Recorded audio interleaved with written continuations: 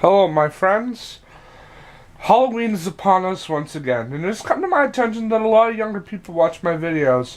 So I want to give some classic horror movie recommendations as Halloween. This year I will go over two films connected into each other in more ways than one. Without further ado, let us begin.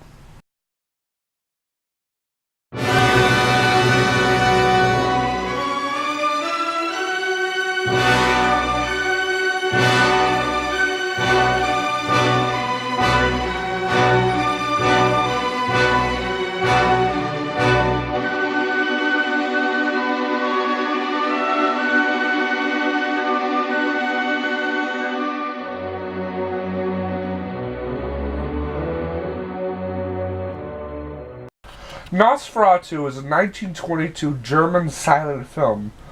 The film was going to be an adaptation of Bram Stoker's 1897 gothic horror novel, Dracula.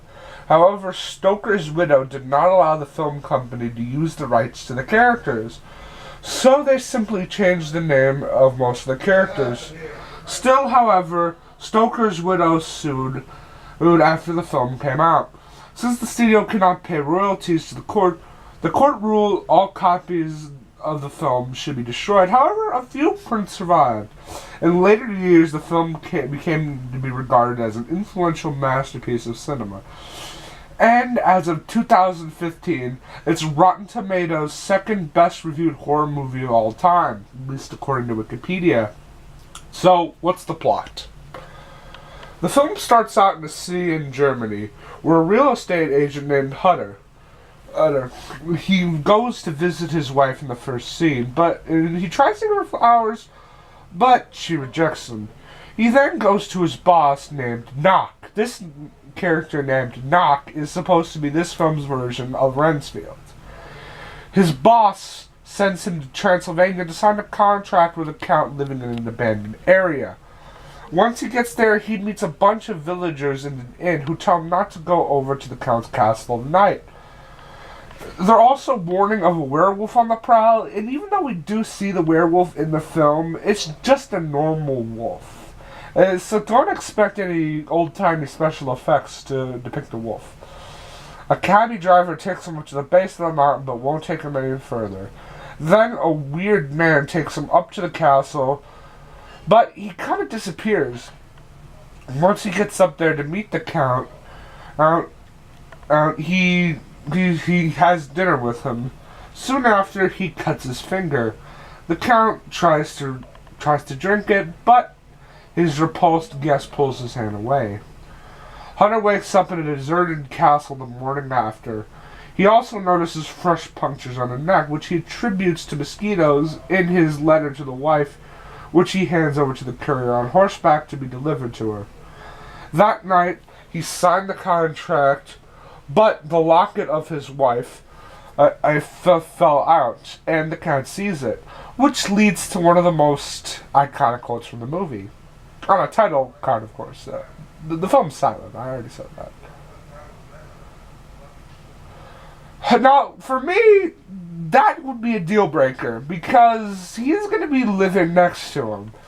Either one of two things is going to happen.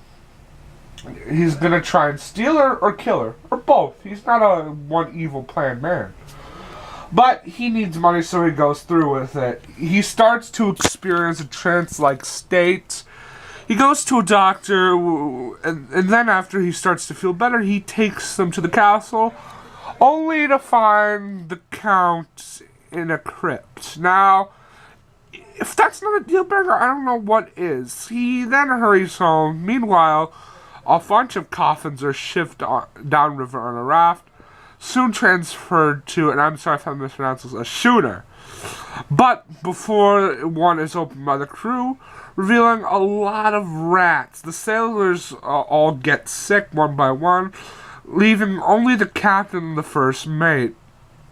Suspecting a vampire, the first mate goes down to destroy the coffins. However, Count Orlok awakens, and the guy just jumps out into the sea, overreacting at its finest. He then kills the captain and ties him up to the wheel.